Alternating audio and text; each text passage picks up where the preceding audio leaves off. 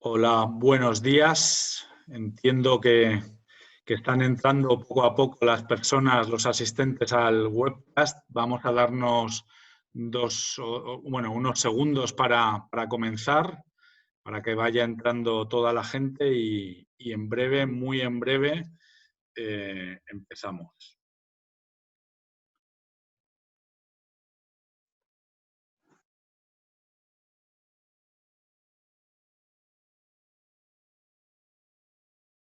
Bueno, vamos a comenzar este webcast. El título, como pueden ver, es Diseño de servicios de la estrategia a la experiencia de cliente. En esta hora vamos a contar con una serie de expertos en el tema. La verdad es que hemos juntado personas con un rol muy relevante y de diferentes perfiles dentro del mundo del diseño de los servicios, del marketing y de la experiencia de cliente. Y la idea es darles una visión de lo que es esto y por qué es muy importante para las empresas, para las instituciones públicas y prácticamente para todo hoy en día. Contamos hoy con Gonzalo Auza, que es socio de consultoría en EY y líder del EY Design Studio. Es, la unidad de diseño de EY a nivel LATAM y que él lidera este equipo regional. Contamos también con Francisco Carrillo, él es el director ejecutivo, o ha sido hasta hace poco tiempo, el director ejecutivo del programa de clase media protegida del Ministerio de Desarrollo Social y Familia, y él nos aportará la visión desde el punto de vista de las administraciones públicas, cómo hacen las administraciones públicas o cómo deben hacer para conectarse con las necesidades de los ciudadanos. Está también con nosotros Patrick Mort. Él es, tiene un amplio currículum, pero entre otras cosas ha sido ex CMO global de Google Play y actualmente pues es fundador de Leap. Y él tiene una amplia experiencia en Europa, en Silicon Valley, actualmente en Chile, y él nos dará la visión desde el punto de vista del marketing y desde el punto de vista de tecnología. Y por último, estamos Jaime Sáez y yo, y servidor, que somos miembros del área de transformación del área de consultoría en EY Chile. Y bueno, Jaime tiene una amplia experiencia dentro del mundo de la innovación, digitalización y experiencia de cliente, con paso previo antes de EY por clientes de consumer product como Unilever y Nestlé, y posteriormente dentro del ámbito de finanzas en Principal, ¿no? Y bueno, yo pongo a su disposición mi experiencia de más de 20 años dentro del mundo de la consultoría de estrategia y bueno, actualmente lidero el área de Business Transformation en Chile, en EY Chile, y aparte también soy el líder de la industria telco dentro de Chile, ¿no? Entonces, sin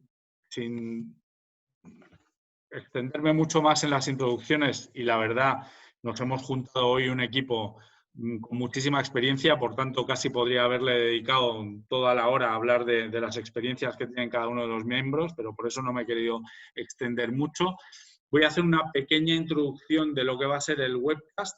Inicialmente, digamos, voy a dar yo ese contexto. A continuación, Gonzalo Auza nos va a dar un poco más de detalle sobre lo que es el diseño de los servicios, sobre cómo se suelen abordar este tipo de ejercicios y qué es lo que realmente aporta en una compañía y por qué es necesario. Y finalmente pasaremos y le dedicaremos aproximadamente 30 minutos a un panel en el cual Jaime Sáez moderará la conversación.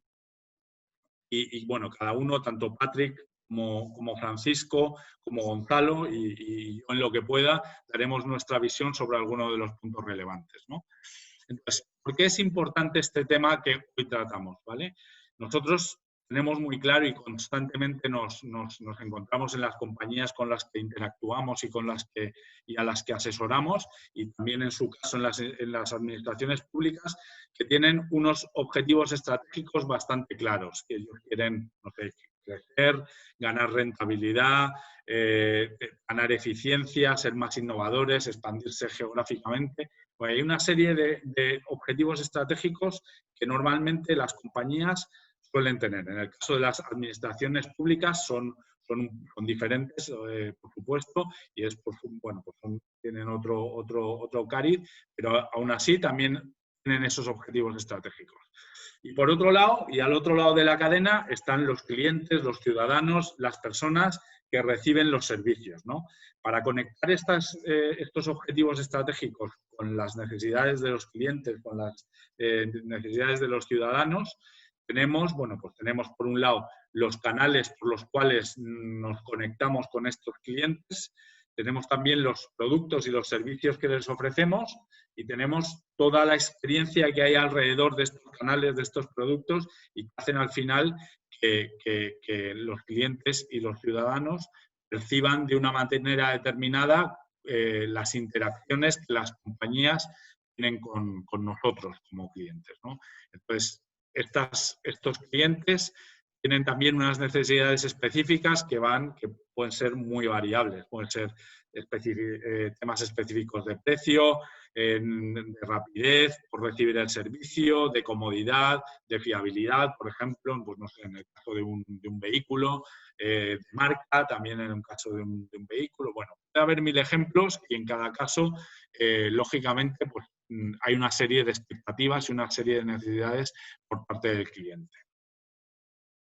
Nosotros, tradicionalmente, este tipo de ejercicios, o nosotros y en general en la industria tradicionalmente, se aborda este tipo de servicios y se define la estrategia de cómo llegar a los clientes a través, bueno, de un framework como puede ser este, en el cual hay unos elementos fundacionales, donde está pues, el modelo operativo, donde está la tecnología con la cual llegamos a los clientes. Es muy importante el modelo de gobierno y cómo nos organizamos y cómo estructuramos la compañía para poder abordar la definición de los productos, de los servicios, etcétera. Y por supuesto, bueno, pues las personas y las capacidades son elementos clave y cada vez más clave dentro de lo que es este diseño de los servicios, ¿no? A partir de ahí, tenemos todo el proceso desde que atraemos a los clientes hasta que los comprometemos, generamos entusiasmo a estos clientes, hasta que hacemos que el cliente se decida por nuestros servicios y nuestros productos, ejecute la compra y la entrega y después todo lo que es la parte del servicio de atención al cliente, la postventa, etcétera. También cada vez más importante, ¿no? Entonces, las compañías se encuentran como desafío, como reto, que todo este proceso por el cual el cliente pasa desde que entra en contacto con la compañía hasta que compra y hasta que después se extiende la relación con la compañía por mucho tiempo, el reto tienen de, bueno, pues de hacerlo de la mejor manera posible para que las compañías consigan conectar con el cliente, entender sus necesidades y tener la posibilidad de adaptarle, de satisfacerle y, por supuesto, de fidelizarle por mucho tiempo alrededor de los servicios y productos de esa compañía, ¿no?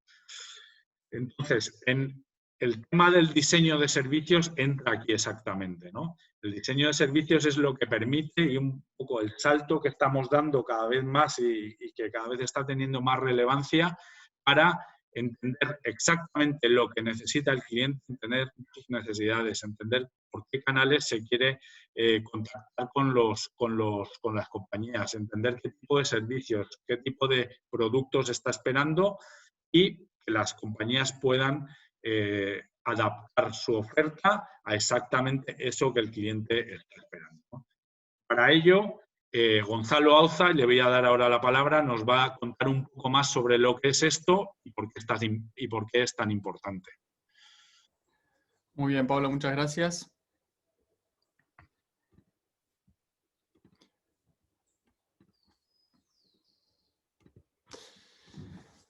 Tenemos, como decía Pablo, el siguiente desafío. Tenemos una empresa puede tener, una organización puede tener un buen planteo, una buena estrategia comercial, clara, definida, y eso, por supuesto, que es un punto de partida importantísimo para alcanzar cualquier resultado de negocios. Es en todo caso una condición necesaria para plantear luego también y articuladamente una buena experiencia de cliente. La pregunta es, ¿cómo hacer efectiva la implementación de esa estrategia y lograr una buena y sostenida experiencia de cliente? ¿Acaso es suficiente tener una buena estrategia comercial? ¿Necesitamos algo más? Porque una compañía podría perfectamente tener una estrategia comercial sólida, podría tener también como complemento una estrategia de experiencia de cliente, un cierto detalle de cómo conectar los valores de la marca, características del relacionamiento con los clientes, lineamientos de estrategia de cliente y demás. Pero aún así, ¿es suficiente esto para alcanzar a lograr tener una experiencia de cliente sostenida en el tiempo, etcétera? O sea, que sea algo que realmente cree valor y que del otro lado haya una conexión con los clientes, en su caso con los ciudadanos.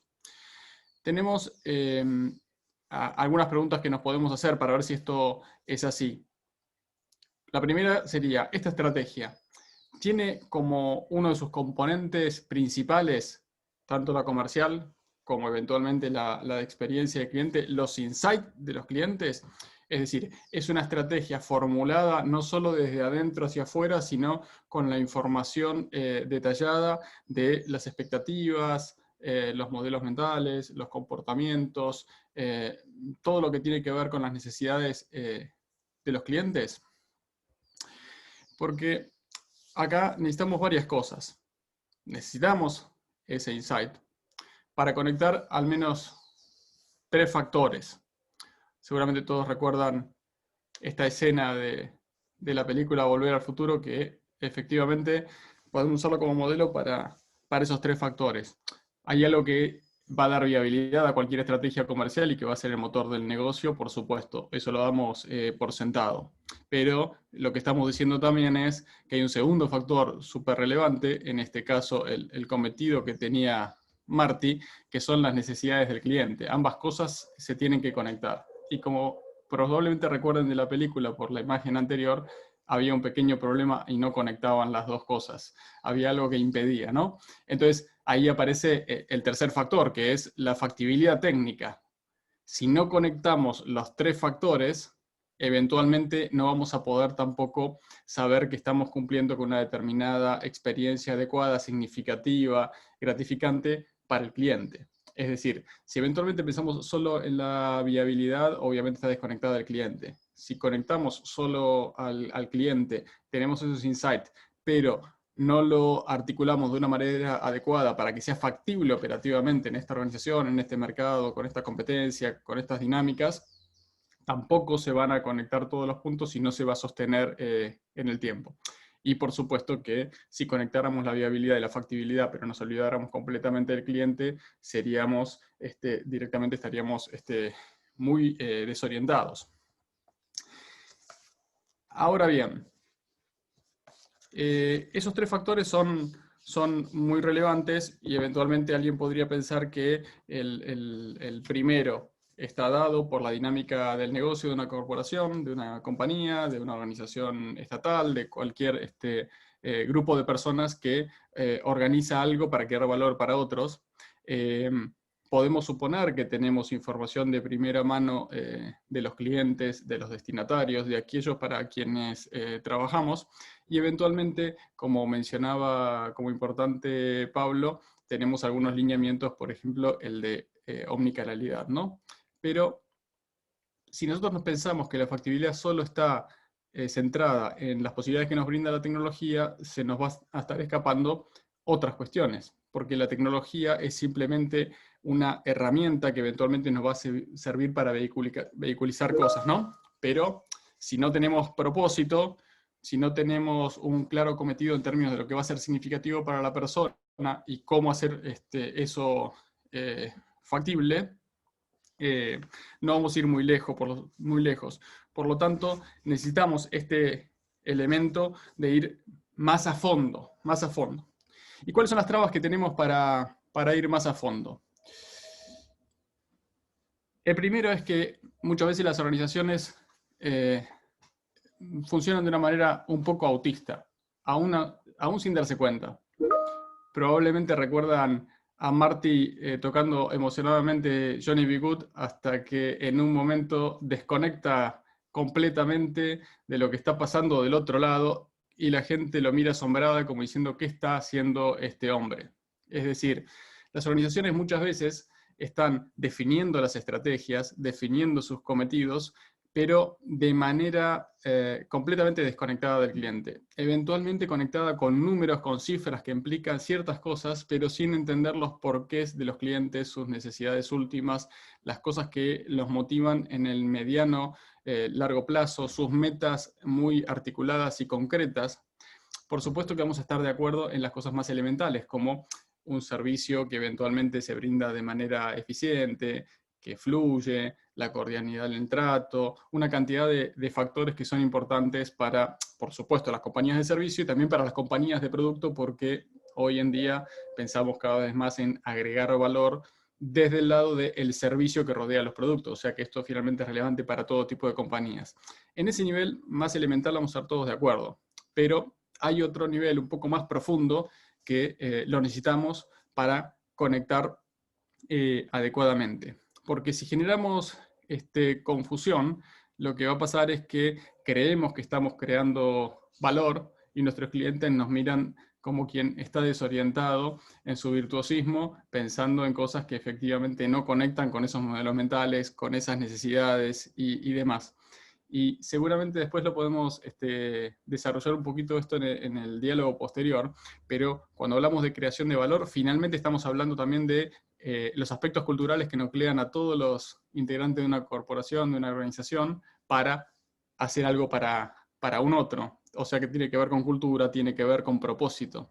Cuando esos factores empiezan a estar ordenados, probablemente son una condición que facilita el que todos estén mirando hacia el mismo horizonte. Entonces tenemos un problema con eventualmente estar tomando decisiones sin la información completa, densa de los clientes, de sus metas, de sus necesidades.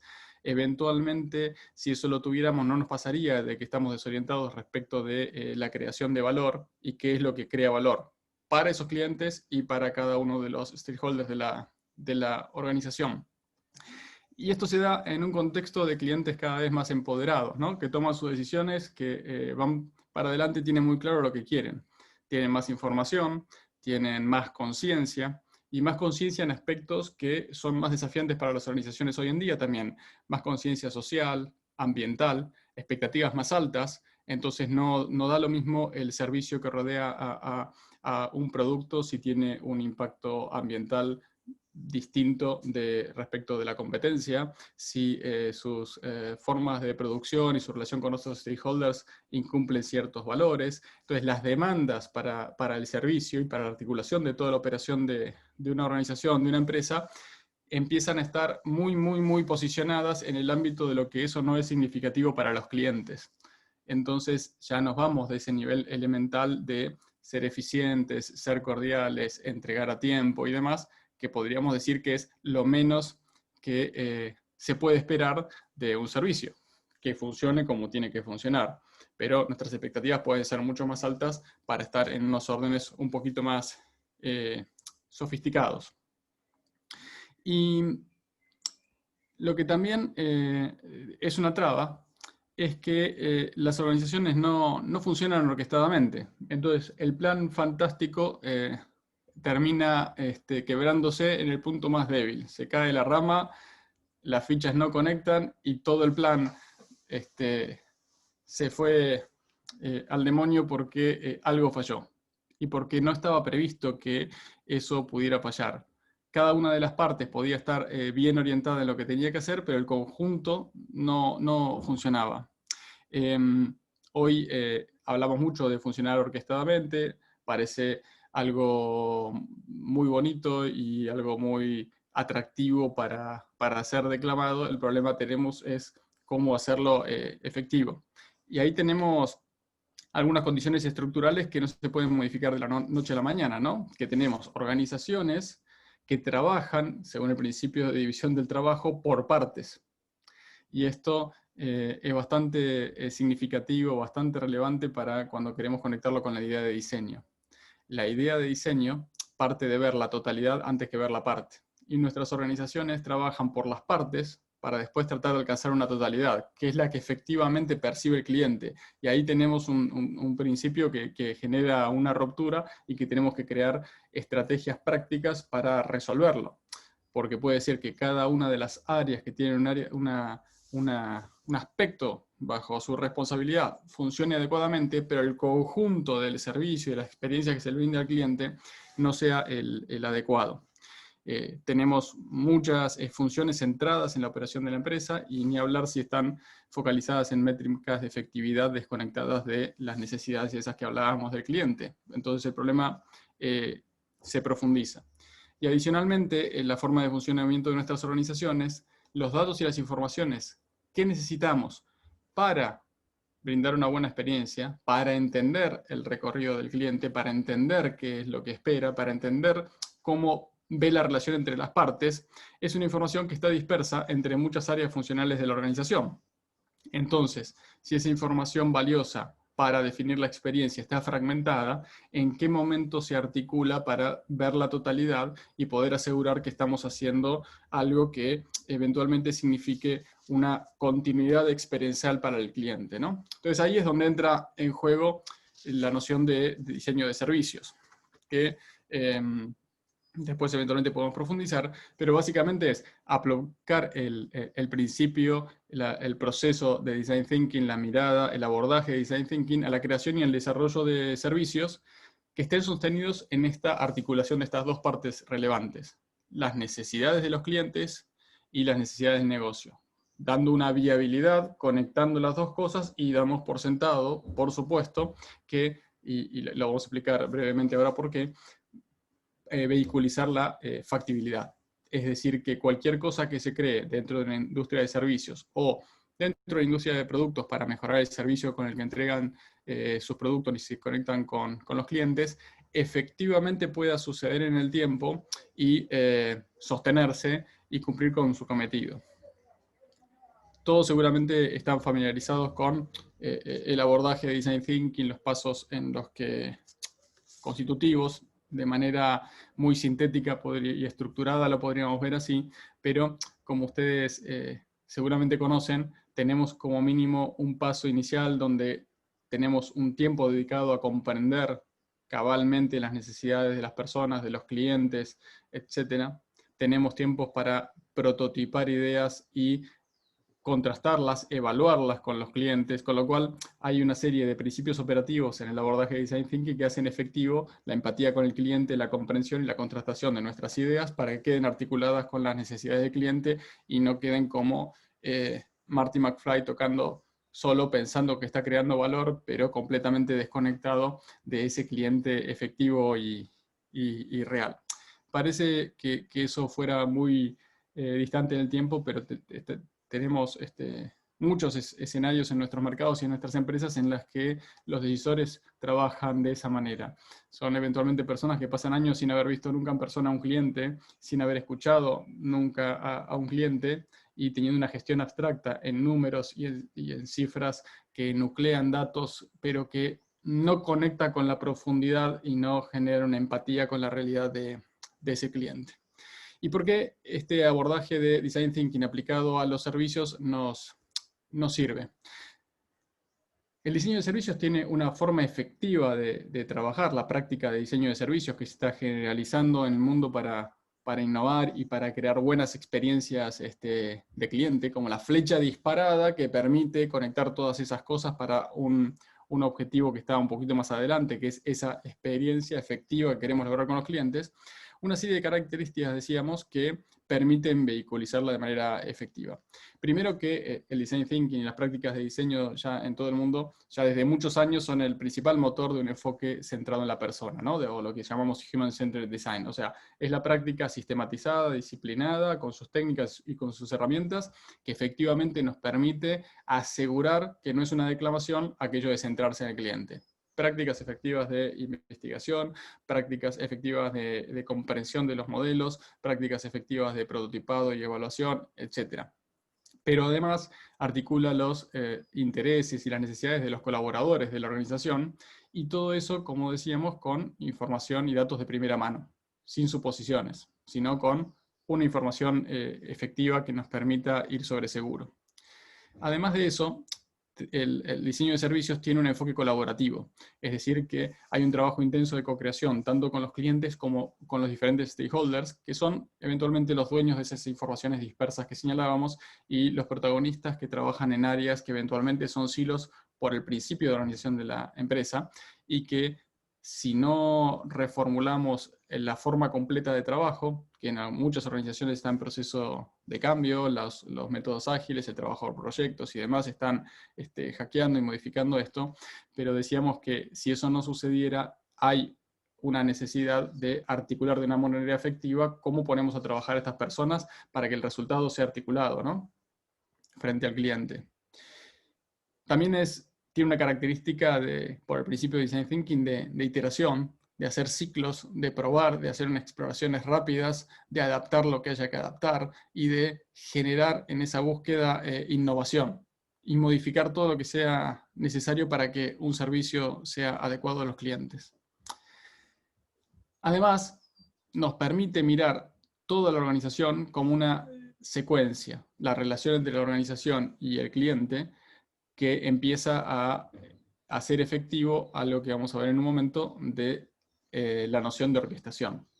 Podemos pensar todos los factores relacionados de una manera que estén orientadas a tal como suceden las cosas de cara al cliente, y el funcionamiento interno se adecue a eso con una concatenación de factores y una serie de interrelaciones positivamente definidas y que efectivamente tienen que suceder, y con modelos de implementación y de seguimiento que hagan que eso sea efectivo y que combata el trabajo fragmentado y en silos.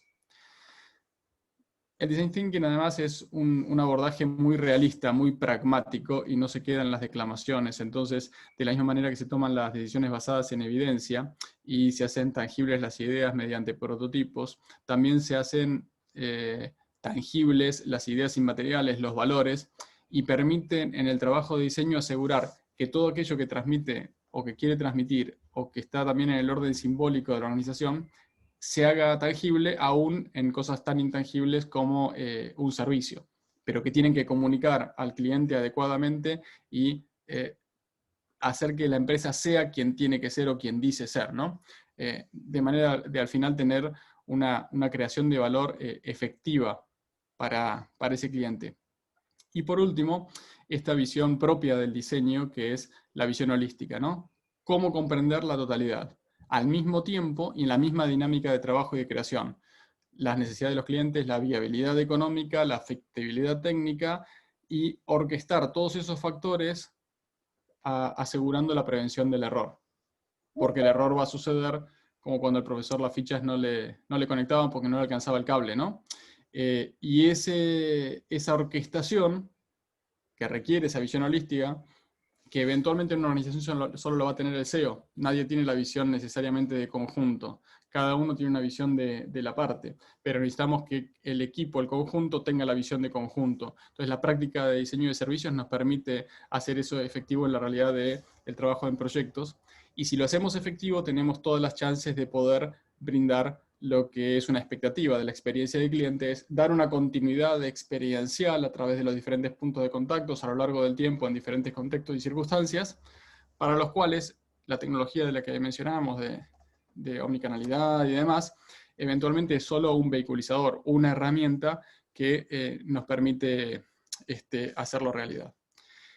Yo solo quiero señalarles por último un botón de muestra de cómo esto se se trabaja después en lo material. Esto es un modelo conceptual, pero que refleja, y ahora les voy a mostrar un ejemplo, cómo se concretan en algunas de las herramientas de diseño de servicios estas cosas. Cuando trabajamos en diseño de servicios, al mismo tiempo estamos diseñando la interacción con el cliente, las interacciones internas dentro de la organización que posibilitan el servicio al cliente y la experiencia que se le brinda, todos los aspectos de infraestructura, espacios, aprovisionamiento, logística, todos los factores que deben concatenarse, que jamás los verá el cliente, pero que determinan en última instancia la calidad del servicio que se le brinda y la tangibilización de ese servicio abstracto con informaciones, hechos, artefactos concretos y cosas que suceden en la realidad del recorrido, del journey del cliente, ¿no? Y todo esto como un gran ecosistema de relaciones que van a definir quién hace qué, cuándo, cómo, y vamos a poder saber cuál es el resultado en términos de la experiencia efectivamente vivida por el cliente. Estos modelos, cuando se hacen realidad, esto es, no sé si lo mencioné, perdón, un Service Design Blueprint, que es un modelo, uno entre tantos que utilizamos, pero uno muy utilizado en diseño de servicios, que nos permiten hacer un mapa completo de una organización con todos los factores en esta visión holística y concatenados que los trabajamos con ese horizonte de los 3 factores de viabilidad, de factibilidad y de las necesidades del cliente, buscando una buena experiencia y ordenando todo para que suceda lo que tenemos que suceder. Si logramos hacer esto, vamos a poder hacer esa famosa orquestación, porque estamos definiendo, igual que un director de orquesta, igual que quien organiza una orquesta, qué hace quién, cuándo y cómo todo eso suena como una obra, y no como un conjunto de talentos dispersos, desconectados y no coordinados. Pero para eso necesitamos la partitura. Y los blueprints, por ejemplo, que utilizamos en diseño de servicios, son esa partitura que aseguran que si tenemos músicos talentosos, si tenemos los instrumentos, después podemos trabajar articuladamente y brindar al público que esté aquí una buena experiencia musical o como analogía de buena experiencia de cliente. Entonces, en definitiva, si tenemos una buena estrategia comercial y podemos sumarle el diseño de servicios, vamos a poder obtener estos dos objetivos de tener resultados de negocio, pero tener una experiencia de cliente consistente. Yo le quisiera dejar la palabra a Jaime Sáez, que ahora nos va a moderar el panel y el diálogo a partir de estas ideas que queríamos compartir con ustedes. Excelente. Voy a interrumpir un instante, Jaime, y es que es para comentar una cosa que debería haber dicho yo al iniciar, que es sobre el Q&A. Ya ha habido alguna de las personas que está escuchando que ha lanzado alguna pregunta, pero sí les sugiero que si tienen más preguntas, por favor, a través del botón de Q y A, vayan incorporando esas preguntas e intentaremos abordarlas al final. Perfecto, gracias Pablo. Sí, ahí gracias a todos los que están presentes y a quienes nos acompañan. Gracias Gonzalo por la introducción y Pablo. Y como Pablo les introdujo al inicio, tenemos 2 invitados adicionales. Francisco Carrillo, que fue creador y director ejecutivo del programa Clase Media Protegida, hoy Red de Protección Social, y Patrick Moore, ex CMO de Google y fundador de la compañía Leap. Entonces, primero, gracias por acompañarnos, Francisco. Gracias, Patrick. Gracias, y lo que vamos a hacer ahora es, vamos a tener un panel abierto, así que refuerzo lo que decía Pablo, de todas las preguntas que tengan, vayan volcándolas en el chat de Q&A y las vamos a ir conversando con los panelistas. Y para comenzar, una pregunta que quería hacerla en general, Gonzalo, Francisco, Patrick, sobre, en su experiencia y lo que han vivido tanto en el mundo público, en el mundo privado y en startups, cómo las compañías alinean una estrategia que muchas veces está definida a alto nivel, desde directorio o gerencia general, y las necesidades de los clientes, que son cosas que están en la calle. ¿Cómo, en su experiencia, las compañías han logrado que esto esté alineado? Y quería partir por ti, Patrick, ¿cómo ves desde el mundo de las corporaciones y desde el punto de vista de las startups?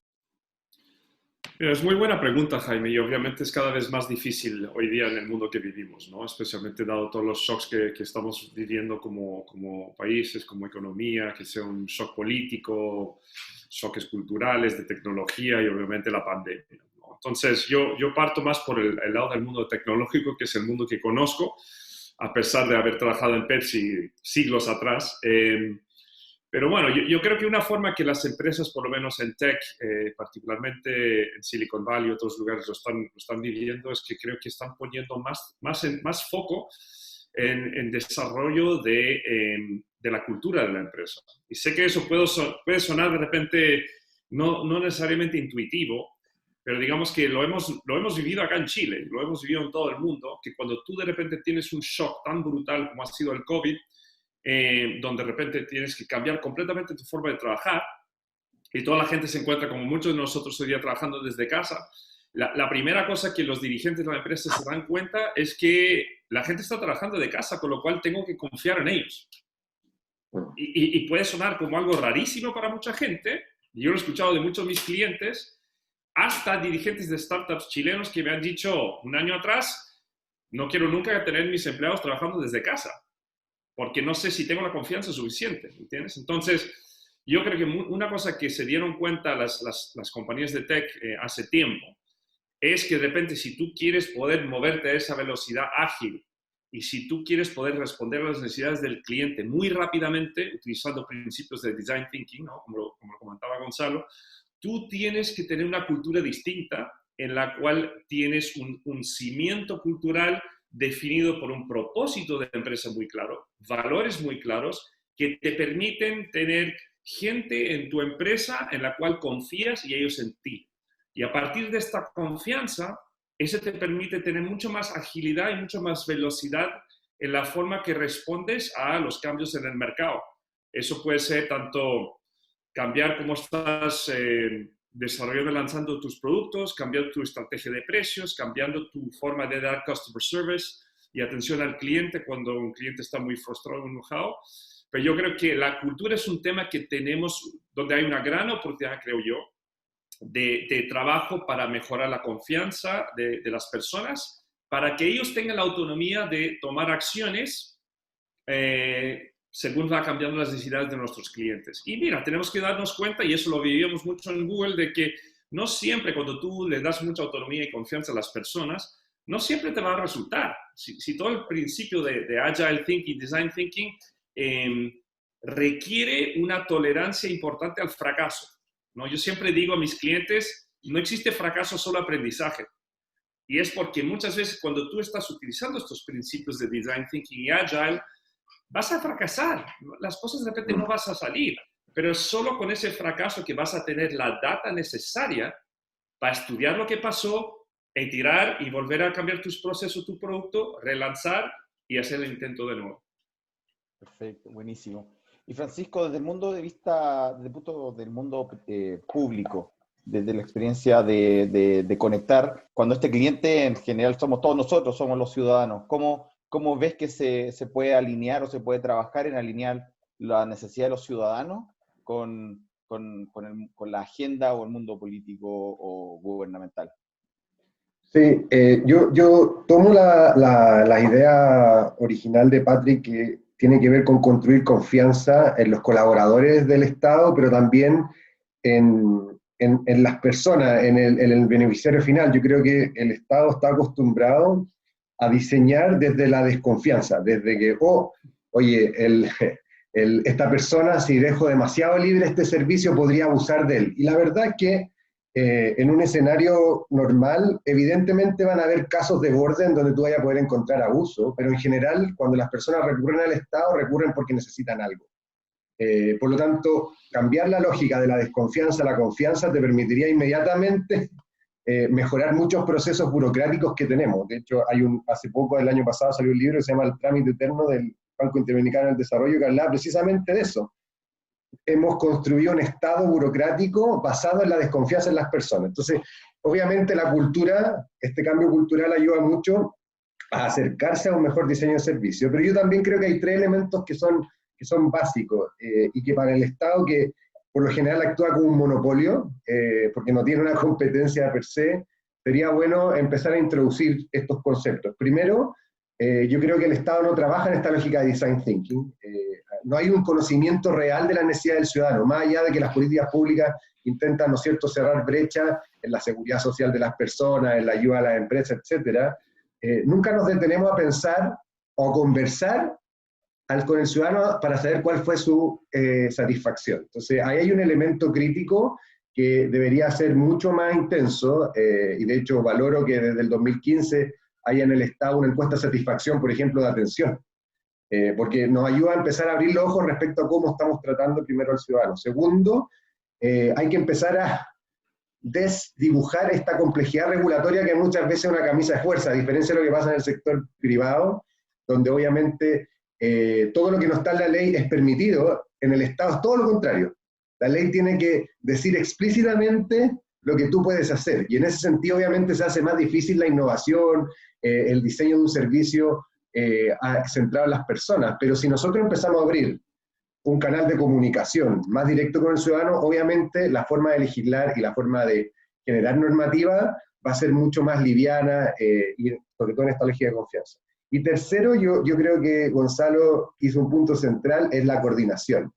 Lograr coordinación en el Estado no es fácil, como uno piensa, el Estado funciona de cierta manera, pero cada ministerio es como una empresa, que muchas veces termina compitiendo entre sí, y por lo mismo yo creo que aplicar estas metodologías de diseño de servicio, entender qué hay detrás del back office del Estado, también puede ayudar mucho a construir una hoja de ruta para simplificar esta respuesta hacia el ciudadano, para entenderlo, para empatizar mejor con su viaje. Yo diría que ahí hay 4 elementos fundamentales que se necesitan aplicar en esta nueva lógica de un Estado más moderno. Y yo creo que el COVID, tal como dijo Patrick, ha sido un shock fundamental que debiéramos aprovechar en el buen sentido de la palabra. Obviamente es muy doloroso lo que está ocurriendo con la situación del coronavirus, pero hay que aprovechar este impulso para cambiar esta lógica, esta cultura dentro del Estado. Perfecto, bueno. Y Gonzalo, tú que en tu experiencia desde el punto de vista de apoyar a las compañías, ¿cómo has visto que funciona esto? ¿Cómo es como un consejo a quienes nos están escuchando de hacer esta coordinación para que haya esta alineación?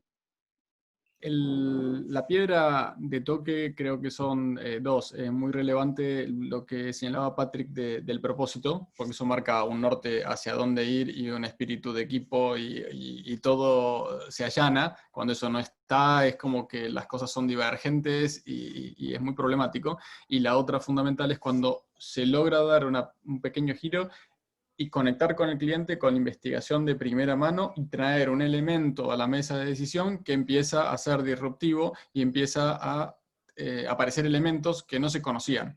Cuando aparece aquello que no sabíamos, como decimos en investigación, uno se ve confrontado con algo y se ve obligado a tomar decisiones. Entonces ahí empieza a cambiar la cosa, porque antes era un punto de equilibrio del sistema, o en conflicto político o en consenso.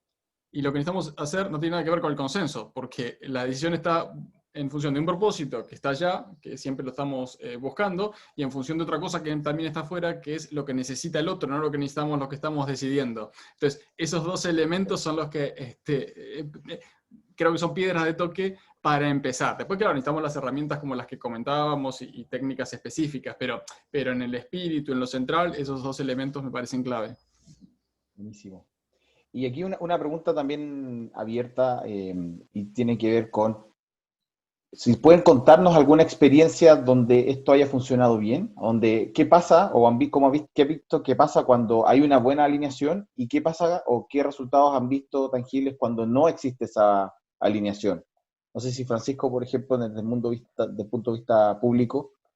Sí, o sea, yo creo que el Estado está lleno de ejemplos de diseños que no entienden al ciudadano. Históricamente se construye, el Estado se construye a partir de los procesos en vez de la necesidad. Y ahí creo que hay 2 ejemplos que a mí me gusta dar, que no son para nada una crítica, sino que son ejemplos que se traen de una lógica más bien histórica.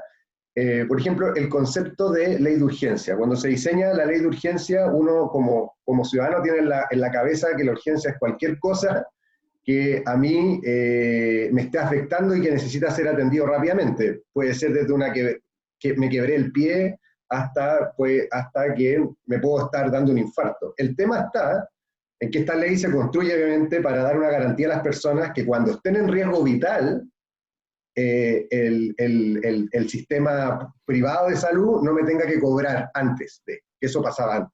El problema está, si se dan cuenta, solo la palabra de urgencia ya no se condice con lo que realmente dice la ley. La ley habla de que las personas en riesgo vital van a poder acceder a este beneficio, no así cuando me quebré el pie, pero uno siente que la urgencia es cuando uno lo apremia.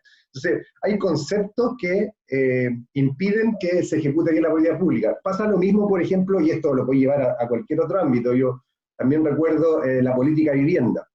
Cuando una persona tiene que postular un subsidio de vivienda, por ejemplo, le toma un año, tiene que demostrar un año de ahorro constante en el tiempo. Entonces, la persona parte un año antes de la postulación al subsidio de vivienda, ¿no es cierto?, ahorrando. Y en general, el subsidio está diseñado para que personas más vulnerables puedan acceder a un mayor subsidio y menos vulnerables, en el fondo, a una proporción menor.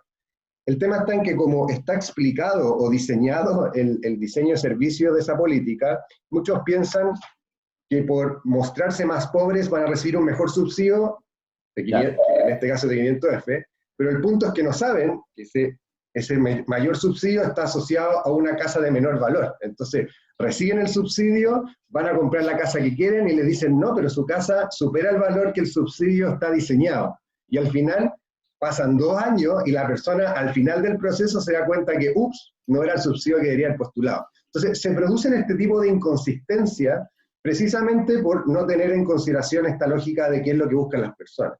Pero también yo creo que el último tiempo el Estado ha tratado de hacer un esfuerzo en pensar a pensar en esta necesidad de los ciudadanos. De hecho, la creación del laboratorio de gobierno fue una excelente oportunidad para impulsar esta innovación dentro del Estado. Nosotros, cuando estuve en Red de Protección Social, utilizamos esta metodología de diseño de servicios para impulsar la construcción de servicios más integrales. Y así fue como estas historias que les cuento, nosotros las fuimos a recuperar para construir esta plataforma que lo que hace es conectar al ciudadano rápidamente sin preguntarle qué puerta está tocando. Yo creo que ahí hay un aprendizaje esencial, y lo mismo está haciendo el Chile Atiende, que es una iniciativa que se ha utilizado datos, ha utilizado viajes de usuario, está constantemente preguntando, y yo creo que son buenos ejemplos que también vale la pena destacar. Perfecto. Y desde tu experiencia, Patrick, ¿alguna experiencia positiva de que has visto en tu experiencia que hay esta alineación y que funciona? Sí, mira, hay muchas. O sea, la verdad es que recién con el trabajo que hemos hecho con varias empresas de tecnología aquí en Latinoamérica, o sea, tenemos un cliente que empezamos a trabajar con ellos hace más de un año atrás, y el gran desafío para ellos era temas de comunicación, cultura y propósito, ¿no? Y la verdad es que se hizo mucho trabajo con ellos a nivel de no solo identificar el propósito de la empresa, porque creo que se daban cuenta de la importancia de eso, sino que trabajar con ellos para la construcción de programas que van reforzando este propósito con el tiempo en toda la organización. Porque esto es lo que pasa, ¿no? Es que nosotros de repente nos encontramos con clientes que por un lado o no tienen un propósito claro, o tienen un propósito a la antigua que tiene algo que ver con ser líderes de mercado, ser los más eficientes. O sea, eso no es una visión, eso no es tener un propósito. Si tú vieras los millennials hoy día, y hay varios estudios que han salido en los últimos años donde se les ha preguntado qué es lo que buscan en el trabajo, un estudio que vi en 2018 decía que el factor número 1 para los millennials antes de la pandemia era una cultura de empresa agradable para trabajar. Era casi más importante para ellos esto que el tema de remuneración, ¿no? Obviamente con el COVID quizás muchas cosas han cambiado. Pero con ese cliente realmente trabajamos el propósito, realmente trabajamos la idea de hacer que la gente entendiera el propósito, que se comunicara el propósito de la empresa, que se comunicaran los valores y que se hiciera eso de forma constante, ¿no? No es suficiente que tengamos una bonita PowerPoint que dice que nuestra visión es esto y lo hablamos una vez al año durante la junta de accionistas. Eso no te sirve de nada. ¿no? O sea, lo que nosotros vemos tanto en los startups chilenos como en los startups en otros países del mundo es los CEOs y los founders, la gente va cada semana cuando tienen su town hall meeting el viernes por la tarde o el lunes por la mañana, o en Google siempre lo tenemos el viernes, la gente va reforzando el propósito todo el tiempo. Y recursos humanos y otros líderes de equipos van pensando en qué programas podemos hacer para que la gente entienda realmente cómo su trabajo en el día a día encaja con este propósito. Y la verdad es que esto es maravilloso porque a nivel de delegar y a nivel de empoderar nuestros equipos, el CEO de repente se empezó a dar cuenta que en su empresa las cosas empezaban a suceder solas, sin que él las pidiera. Porque de repente cuando la gente tenía una duda, pensaba en los valores de la empresa o pensaba en el propósito y la respuesta les venía solo.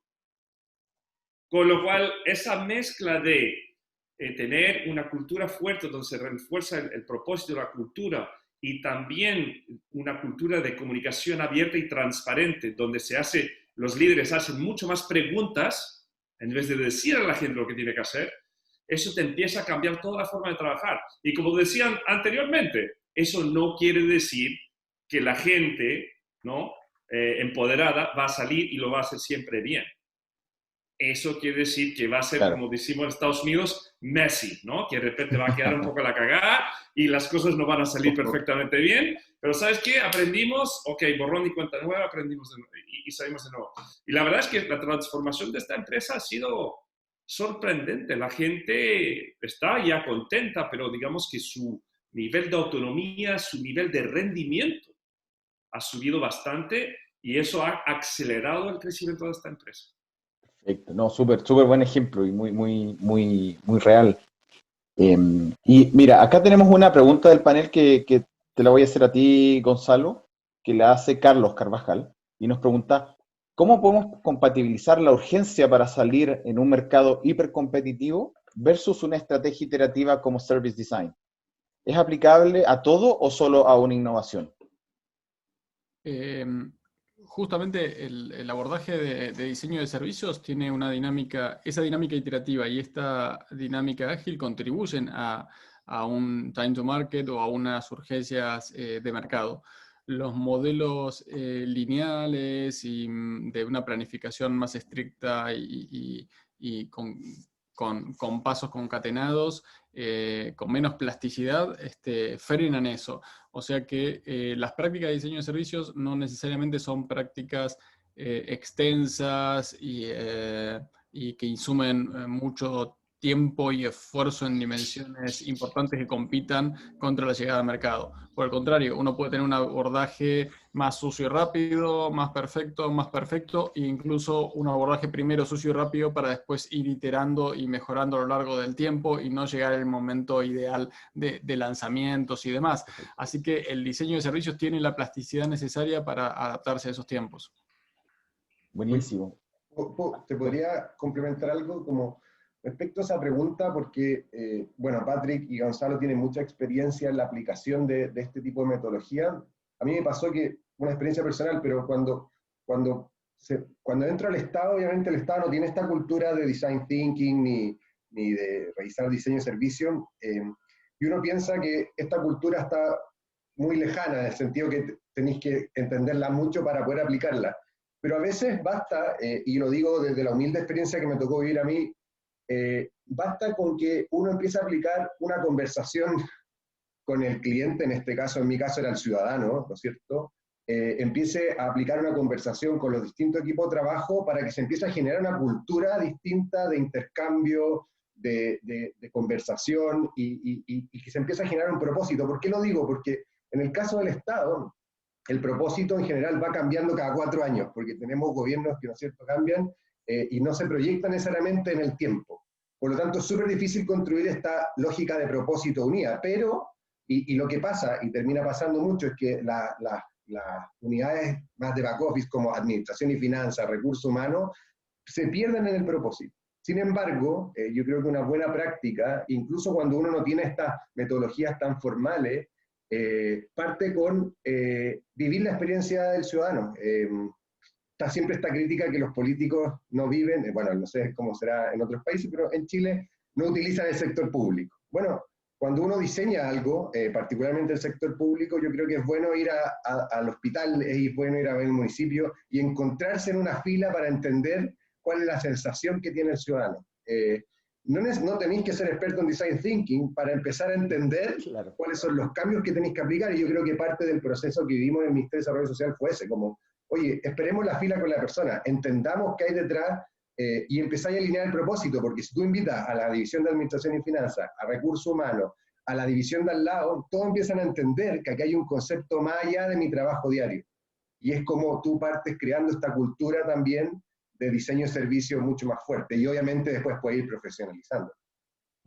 Qué buen comentario, Francisco, porque justo lo quería ligar con la última pregunta que tenemos, y tiene que ver con, si yo esto no lo estoy aplicando, ¿por dónde parto? Entonces, ahí hay un buen tip de por dónde partir, y no sé si, bueno, Gonzalo, Patrick, tienen alguna reflexión adicional en base a por dónde puedo partir si no lo estoy aplicando hoy. En mi opinión, lo que decía Francisco es súper pertinente. Cualquier ejercicio de empatía de cualquier tipo, en cualquier oportunidad, es el punto de partida inicial perfecto. No hay que esperar tener todos los conocimientos y equipos formados y la metodología rigurosa y el mejor abordaje, sino, como decimos en el diseño, abordajes suyos y rápidas. Puedo tener un ejercicio de acercamiento a los clientes en esta circunstancia y me va a servir que ciertas personas vean, porque ojos que no ven, corazón que no siente. Bien, porque eso tal vez es la oportunidad para disparar preguntas, reflexiones, caramba, esto no me lo imaginaba así, upa, me parece que tenemos un problema, uy, qué difícil que es esto. Todas esas cosas que también en investigación le llamamos autoetnografía, hacer que el funcionario de la empresa use su servicio y lo viva de punta a punta. El funcionario político vaya y viva la tortuosa jornada del trámite, y así sucesivamente. Es un muy buen punto de inicio. Patrick, ¿algún consejo? Sí, totalmente. Mira, yo creo que dónde podemos partir, o sea, yo creo que hay dos puntos de partida, ¿no? Para mí, en cualquier organización, independiente que sea pública o privada. Uno es que yo creo que tenemos que desafiar a nuestros líderes a realmente sentar bien cuál es el propósito de la empresa, de la organización donde trabajamos. Y yo creo que eso para mí puede parecer un factor muy soft, ¿no? Algo muy difícil, muy intangible para muchas personas.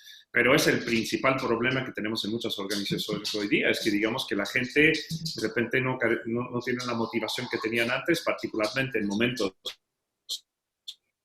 como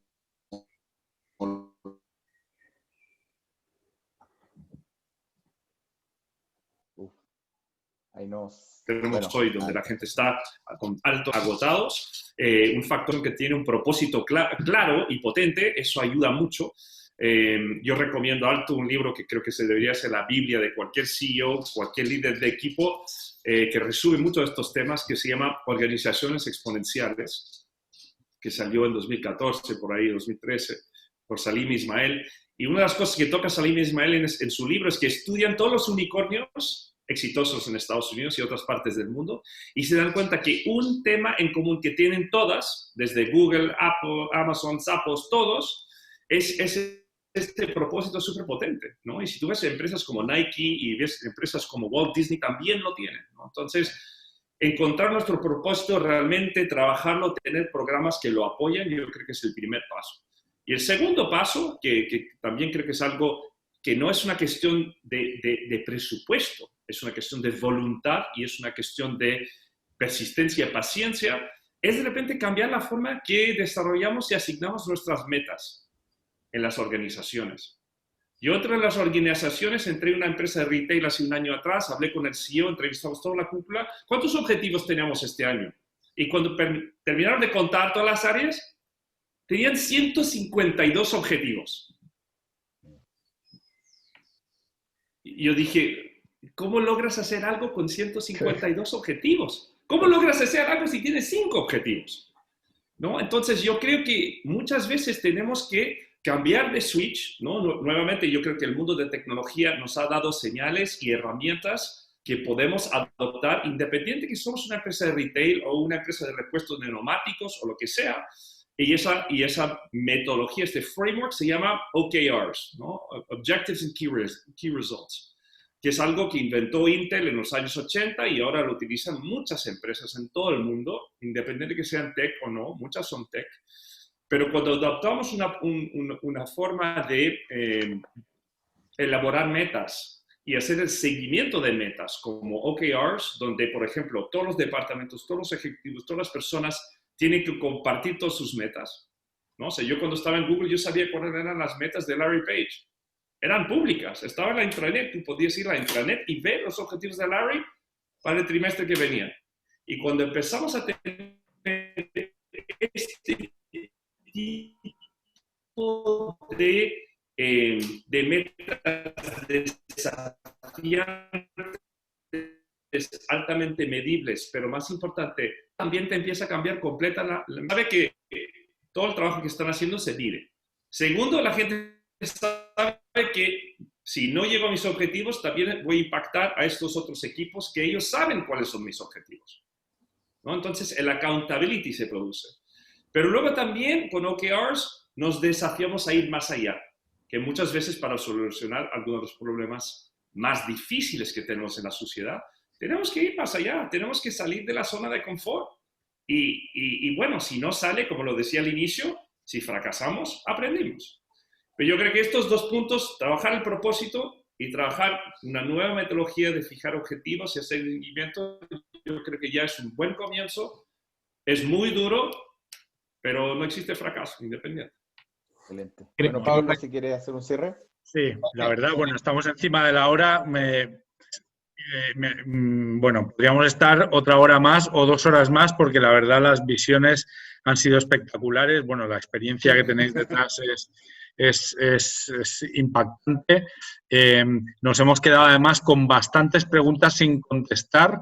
La verdad, intentaremos recopilarlas como tenemos los mails de los asistentes que nos las han lanzado. Intentaremos contactar con ellos y, bueno, también había preguntas, había comentarios y la verdad, bueno, agradeceros infinitamente a todas las personas que han participado en el webcast, pero sobre todo a vosotros, a Francisco, a Patrick, también a Gonzalo. Gonzalo, bueno, cada vez estamos trabajando ya en conexión con el EY Design Studio que lideras en toda Latinoamérica y bueno, espero que podamos trabajar en conjunto con muchos clientes aquí en Chile también en específico.